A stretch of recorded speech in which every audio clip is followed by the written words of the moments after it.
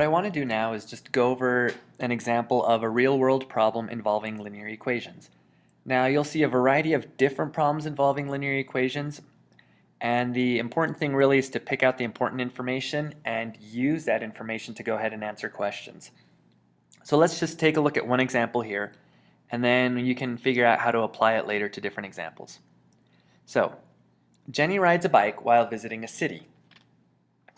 She pays $7 per hour to rent the bike. She also pays $8 as a flat fee to rent a baby seat for the bike. Okay, here we go. All right, now the graph shows her total cost dollars after each hours. A couple things to clarify. Over here, per hour means that she's paying that $7 every hour that she's renting the bike. The $8 as a flat fee means that she's only paying that value once to rent the baby seat for her bike. And so over here the graph shows her total cost dollars after each hours. So the first thing we're going to do, go back to the problem. Here we go. First, let's take a look. Is this a linear relationship? Well, you can see there's a rate, there's a constant rate. I see that there's a slope. Oh, let's try that again.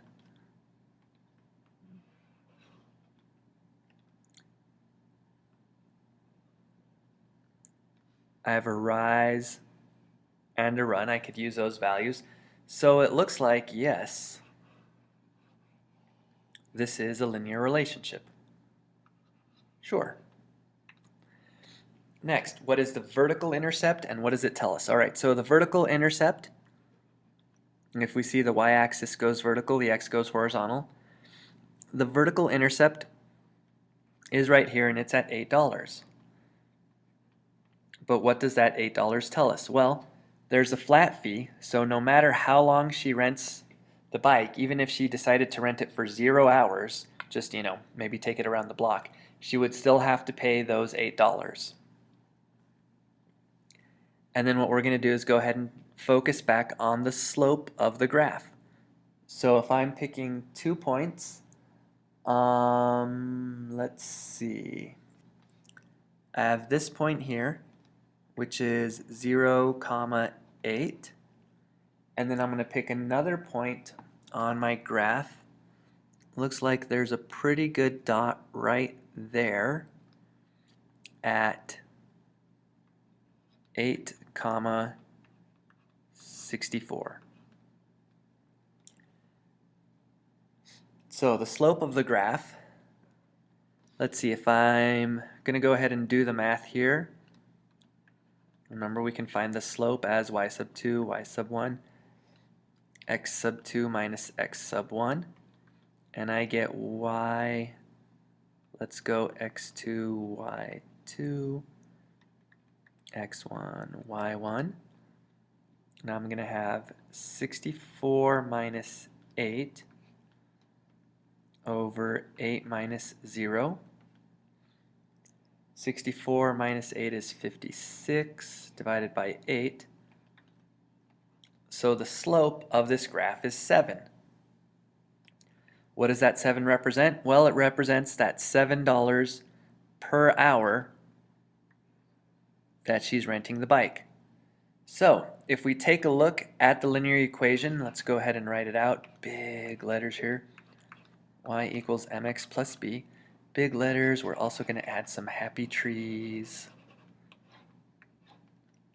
There we go. Happy trees. Happy trees. And let's see, maybe a stream. There we go. Nice little stream. And a bear.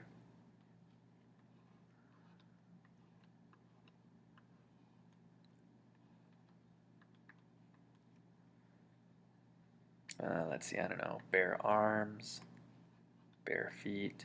Okay, anyway, back to the equation. All right, so in this case, our slope was 7 and our y-intercept was 8. So whenever you see an equation, one thing that might be helpful when you think about that slope, you'll notice it's a rate of change. So that rate of change is usually that value, that constant value between between each hour that keeps constant. So that's our slope. Our y-intercept usually ends up being, now this is just a money situation, but in other situations it might be just that flat fee, a constant that doesn't change regardless of the situation. And that's our y-intercept. So keep these ideas in mind as you work through more word problems involving linear relationships.